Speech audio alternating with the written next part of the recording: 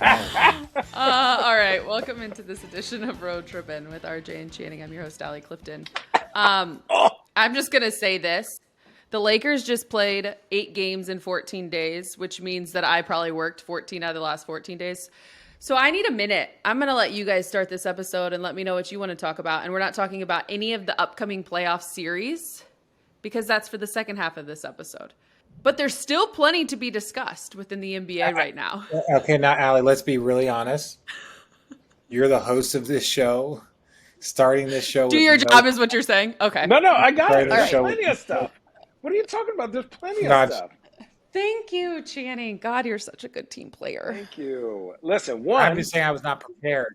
I was not prepared to have thoughts. Well, here, KYP. Richard. KYP. Now, what? The internet is usually a semi-warm place. The Kuzma Dinwiddie beef is awesome. I don't get it. Well, Dinwiddie has been throwing mad haymakers at Washington for a while, right? And he disgruntled, right? And then goes to the Nets. They're 11-13 their last 24. But he's like, oh, Washington doesn't play winning ball. They don't do this. And then he made a mention of to Kuz. I don't know why. I don't know the prequel to that. But goes, yeah, you're not even the third best player on a good team. That's why the Lakers got rid of you. So Kuz said, oh, I got time today, and went down every single point of why Dinwiddie is boo-boo in his eyes. But I everyone, to me, everyone's like, oh, these players like each other. They do this, they do that. The only difference between this generation and the last generations, more players work out together. That's it. But, nobody really be fucking with each other like that, right? Unless they went to college together. But, people go, oh, MJ didn't like anybody. MJ was partying with Dan Marley, Charles Barkley, and those dudes during the NBA Finals. He drank and played cards with every single good player on every single team. They were dudes. Barkley and Ewing and Jordan and Oakley were all boys. Magic and Isaiah Thomas are famously boys. Do you think they just get the attention now because of social media, and so now you see the guys? Yeah, and because there's more turnover now with players, so that peaks. Oh, well, he's friends with this one. He's that. Oh, he knows this one. So I just think the energy, because players are turning over more. So it's now relationships have shown, especially when you look at LeBron and his relationship with D Wade and Chris Bosh, and how that sparked kind of the beginning of a high level of player movement. But that also coincided with shorter contracts. So it was 4-year contracts, because I signed a 6-year deal. The NBA limited to 4 and 5. So now guys are becoming free agents every 3 years. That means that if you got one of the best players in the world, every 3 years, you got to make sure you're good to keep them. Who's dinging? You know what I'm saying? What? Who's dinging? I don't know. That was really loud in my right ear. Jeez. No, but I also think I'm still thinking about the guy that you saw with his ding ding last week. Dude, big fella had his little wee out slanging in the sun. He didn't want no tail lines till he saw me peeping him. I said, hey, yo, put your little earthworm away. No, but okay. Anyways, but you see, I think people they hear and see what they want.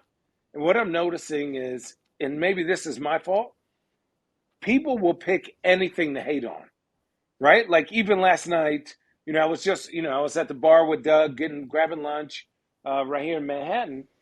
And Skip Bayless is talking about, oh, well, Braun was afraid to go to the free throw line. And you look at that play 100 times, and you're like, that is the exact right play you should have made 100 out of 100 times. And people are just making wild narratives for anything. It's it's almost unfair. But Channing. I'm disappointed. No, I'm not. I'm referencing. Listen, I'm referencing Skip Bayless for this one thing. But let me say this, even for Russell Westbrook. I know he's separate, but let me just say, also the Russell Westbrook hating KD narrative isn't even a thing. That's not a thing, right? Even Russ said that's not. But these narratives, it's entertainment, right? Right. Right. But at a certain point, as a journalist, as a media member, you just can't make shit up. You can't make shit up, Richard. You don't make shit up. I'm You not think a saying certain that way. you're not correct. I'm not saying that you're not correct, Channing. But I also think there's a global warming issue that's not being tackled, and it's not going to change, right? So, like, this is what I'm referencing. It's like, dude, you're going to say Skip Bayless, he can't make something up, right? And then again, because he's so outlandish, the bar for respectable journalism goes like right here, right? When Is you're that right talking about below your actual opinions, nutsack? right below my nutsack, right? But you're right. You watch this and you're like, it's not necessarily a real thing. Like these guys don't like each other, Yeah. but you know for a fact they're gonna chirp at each other. You know for a fact I would they used want to be nothing teammates. less. No, but that's what I'm saying. So you know that even if they're talking about the beef because they're gonna predict the beef. Yeah. Right. So Right. but the Skip Bayless stuff, he's not a real person, bro. I'm disappointed in you, Channing. Sorry, my bad. Like, I should not. he does not say actual opinions. He says opinions that will get people like us to say his name on a show. You see what Skip said about LeBron? I don't give no. Well, okay, so let's transition into. There we go. Let's kind of go off of that. That's your fault. That line. I know. I try to give you guys the floor because I know your brains and minds wander that way, and they're usually pretty spot on. So, because Rich called me out and said I am the host, I am prepared. We are going to talk about the playoffs and the upcoming, like I said, later in the episode. But because two of the teams that are already set for the playoffs, obviously, played last night, we're going to discuss them first and foremost. And we'll start in LA. As I mentioned, the Lakers, 8 games in 14 days. They will now that the schedule is set 2 versus 7 with the Grizz, they will play 4 games in 13 days. That schedule has a couple of days off between a couple of the games, which obviously only benefits when it comes to the playoffs. In 13 days. They got 4 after games coming off of 8 games in 14 days. But they've got a nice little rest here. So let's start with the Grizz and the Lakers series. How do you see it kind of playing out between the two of them? We just got to skip last night? Yeah. Start with last night and what you saw from the Lakers, the T-Wolves, etc., and you can kind of transition that into, obviously. I'm saying that you have free reign because we're going to talk about it later in the show, the rest of the playoff series. But yeah, you have free reign. So start with Lakers T-Wolves, what you saw. I actually weighed in on that with you guys as well in the text chain. Well, really just chatting. But yeah, what you saw with that series. Because you were already asleep, Rich. You were. Well, I couldn't tell if I was taking shrooms or if everyone on the court was taking shrooms the last 3 minutes. I couldn't tell. That boy was seeing colors. He was chewing them up. They were all seeing Richard, the decision making in that game. The decision making in that last 3 minutes. Now, again, Channing, we've all seen your Final Four. We know the last 3 minutes can go terribly, right? Like I've made tons of stupid mistakes also, but man, collectively, the mistakes that they made, and they overcame them. So we're gonna get to the Memphis series, and I'm not even going to harp on Anthony Davis from like, oh, how'd he foul the 3-point shooter? The worst part about it is that he made that mistake multiple times just a couple of weeks ago in a very crucial game. And so if you're going to need to count, no, because he fouled the 3-point shooter, and then he left Kleba open. I think he fouled Kleba. Okay. I'm just saying you just literally broke it down on NBA Today, and I'm saying he's only fouled one shooter. Yeah, he left him open for the shot, but last night with the instance with Mike. That's the second shooter he is now fouled. And the premise of what you're correct. The premise is you're correct. The thing that I'm trying to reference about Anthony Davis is that they're going to count on him for high level emotional play or like intelligent play. And that from him, we all know that. Everyone knows that. Everyone knows it. But it's just like, bro, like you've made that mistake leaving a shooter. 2 have led to fouls. 1 has left to a game winner in the last couple of weeks. If you're going to make a legitimate playoff run, he's got to emotionally and more like approach it with a higher intelligence. And just, you can't have those mistakes. right? Not from that guy, because that means there's less mistakes for winning Gabriel. That's less mistakes for DAngelo Russell. That's less mistakes for Vanderpool, right? Like that gives them less room for error. I'm saying it gives you less room for error. Who's Vanderpool? It gives you less room for error. Vanderbilt. 100%. I agree with you on that. Especially because he is your end all be all. You know, it starts and ends with Anthony Davis. I hear you on that. Let me ask you guys this question really quick. And this is not an excuse for Anthony Davis. This is coming to you guys from two guys that played with LeBron James, who always thinks one step ahead, right? AD was talking about this in the post game, and he said he messed up the switch on that Conley. He actually called out Red, and he didn't think that the person he was in that switch with, which was LeBron, heard him. And then he said, but I need to understand that it's LeBron, right? So in moments like that, I just kind of like, I'm like, yeah, you can trust LeBron in that situation, right? This is not I'm not making an excuse. I'm asking you what in those moments when you're talking high level. Me and Channing, we both probably fall under the same law of like, this is his fault. This is Bron's fault. I said it and I went with my guy. I said it. I went with my guy. And if he cut back door, that's Bron's fault. My job is to put the pressure back on the big fella. So I'm going to yell Red, and I'm going to go. Now, did he hear me? I did what I was supposed to do. Yeah. You know it. That's that. He's yelled at us. We yelled at him. But like, you know it. That's it. I'm going to do my job. That's it.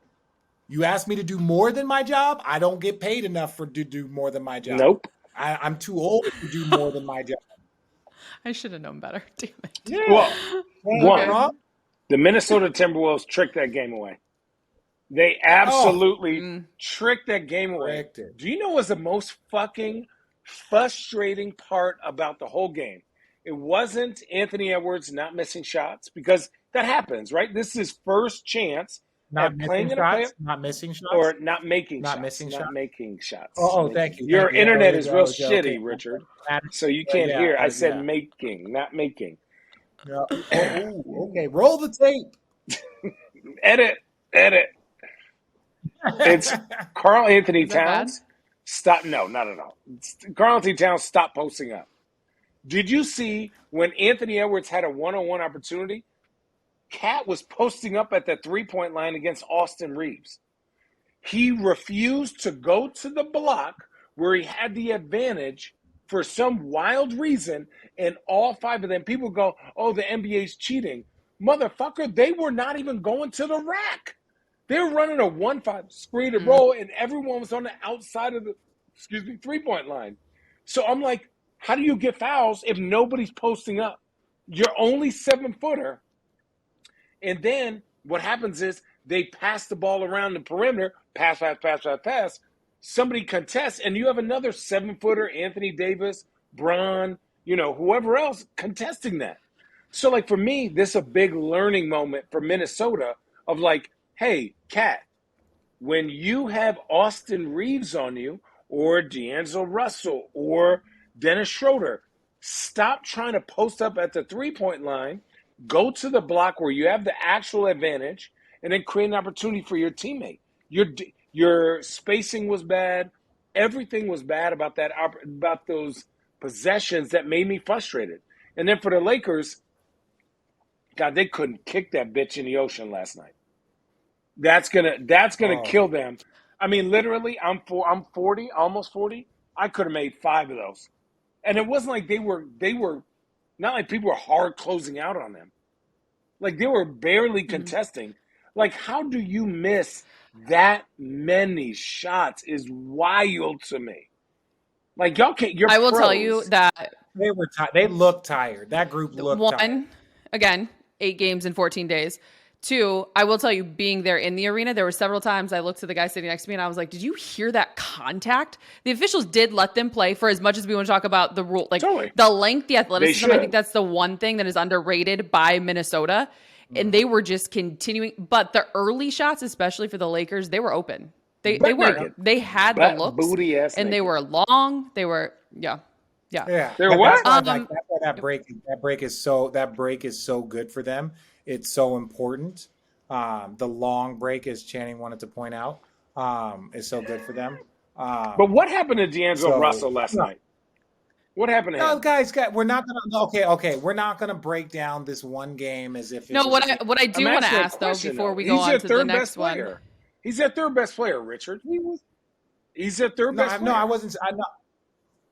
I'm asking right, you a question. I'm just saying, it's like, what? What was the question? What would you, if you were his teammate? What do you tell him? I tell him it's one game. We made the postseason. Let's go get it right. You got fucking. You gonna get some Ja Morant. You gonna get some Desmond Bain. You gonna get some Tyus. Lock up. It's time to wait. Like, wake up. We need you. Oh, wake up, not lock up. Wake up. No, wake up. No, because he's got to go at them on the other end. For sure. Like, Ja Morant is not great in pick and roll. So, like, if Ja Morant is guarding him, like, DAngelo Russell should have some good offensive opportunities, which he should, like, being who he is, he should be successful at. Ja Morant is not great in guarding pick and rolls. Right. Totally. So I say that I only say that to say is that he's going to have a favorable matchup on offense if that's who they have guarding him. Okay. And to your point, the Lakers do need DAngelo Russell. Yes. A lot more active, obviously scoring. He's averaging 17 and 6 on the season since being with the Lakers. Hey, Road Trippers. Our next partner has a product we're personally using every day. We're all taking Athletic Greens because we want more energy, better immune systems, and we all got tired of taking pills and vitamins. Want to see what the hype is all about? It's obvious. Every scoop of AG1 tastes great and helps us to feel our best in the morning.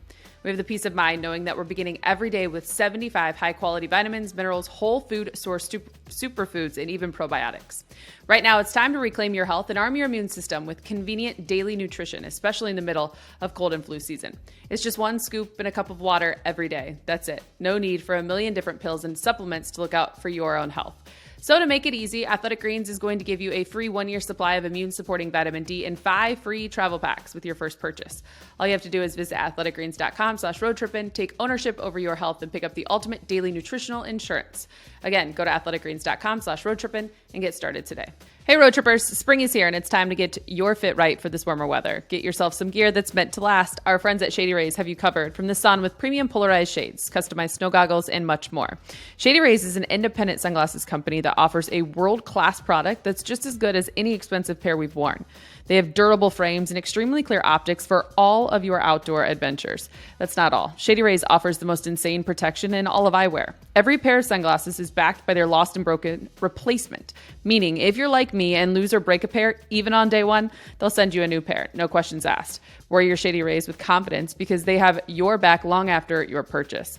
With Shady Rays, you can look good and feel good. To date, they've donated over 20 million meals to fight hunger with Feeding America. If you don't like them, exchange for a new pair or return them free within 30 days. There's no risk when you shop at Shady Rays. Again, their team, they always have your back.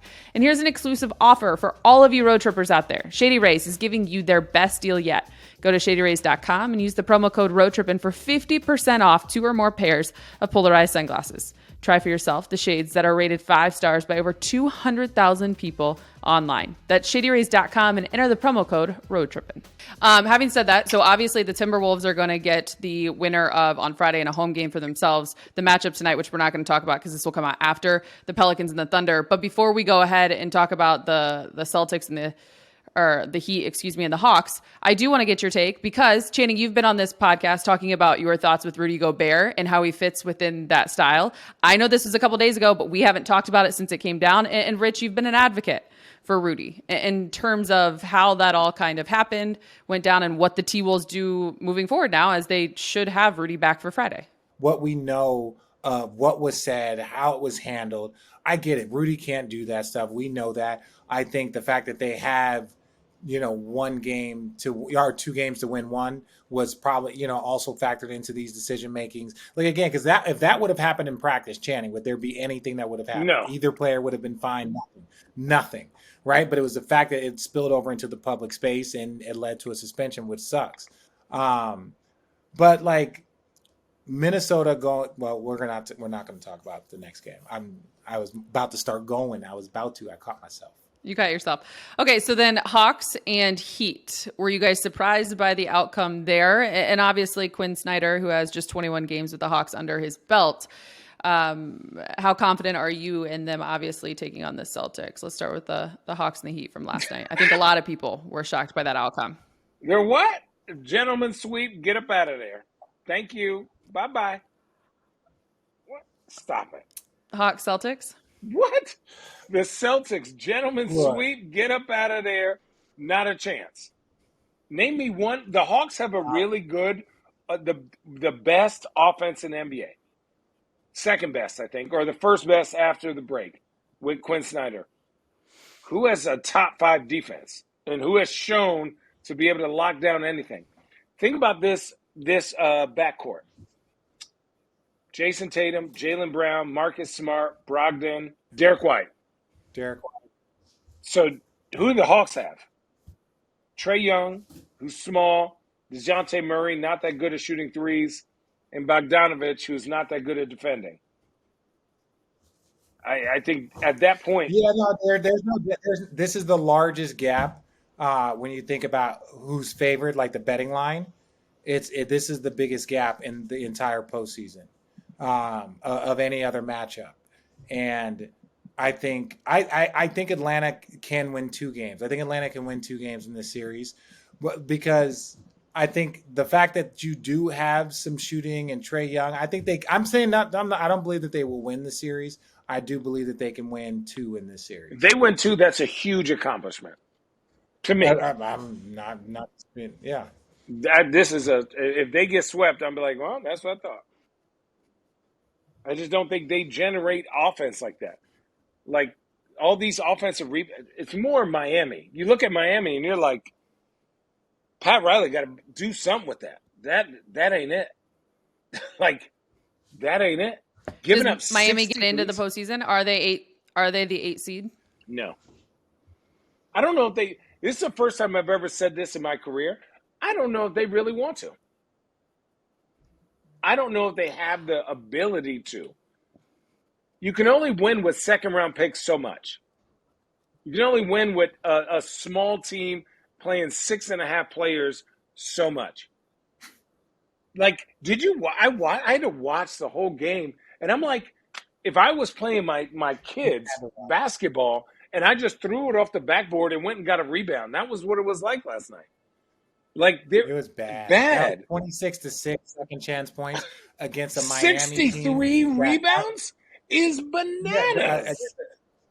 Clint Capella alone had more offensive rebounds than the Miami Heat. So it was like, and like, look, we know some of it can be bad bounces, some of it can be a lot of different things, but ultimately, I'm saying some collectively as a group, that was the only reason why you lost the game was because of rebounding. That is a very, and I'm not talking about, they got key offensive rebound. No, it was 26-6 second chance. 26? Points. You're supposed to get 12 for a game. You're giving the 7th ranked offense, top 3, like you said, since Quinn takes over. You're giving them 18 more offensive rebounds, more chances to score. Oh yeah, that's gonna be a problem. Yeah. Right? Like on an off night, they look elite. If they had an off shooting night, but with that many more opportunities, they gonna make some. And they didn't. They could have blew out the Miami Heat by 20. Easily. No, I was just going to go on to the standpoint. It's interesting that you say, I don't know if they want to, Channing, because I was on my way down last night and I was listening to Charles and them. And Charles actually made that comment. Like, he said he didn't think, he was like, you also have to factor in, like, how many guys actually want to win their play-in games just to be served the 1 or 2 seeds as their opponent? Nope. Like, is that real? Yes. No, but yes. That's why I think I truly think it should be just the 8 seed. It should be just the 8 seed, and there should be a 3-team tournament. There should be a 3-team tournament. The reigning 8 seed and the 9 and 10, whoever wins that has to play the reigning 8 seed to get in. 7 should be in. We have 19 teams and 19 variations, and you still get 10 teams in. But you're not doing this dance up and down every damn year. It just becomes to me. It's too much. To your point, Allie. To your point, where it's like I think the play-in. You don't want half the league trying like fighting in the play-in, and that's what it looked like. It was like the 4, the 5, the 3. Like all of these teams are in the fucking play-in like space. Like that's like I know it raises interest, but is it the right type of interest? And can you report on the interest the proper way? And let's get back to Miami Heat. That team is not built to win. They are last in every statistical category. And you're like, oh, is this team going to just turn it on? Turn what on? Jimmy Butler is at his best when he's your second or third best player until crunch time. Right? Bam. Mm-hmm. The development that we thought we saw for Bam disappeared after All-Star break. Not aggressive, not even looking for his own shot. And then you ask Kyle fucking Lowry to come and even have a chance give you 30 and you lose that game? His stat line was great. Crazy. You got the wildest game from the most – nobody in Vegas was like Kyle Lowry plus 25. Nobody. And this dude got 30 and you still lost? It's just like what are you trying to – you want Spoelstra to make a Michelin star meal with some – some boo-boo ass ingredients. It's just not going to work. Government cheese. Yeah, government cheese. What did you say? Government cheese. Richard, why is your thing always? You know exactly why, Channing.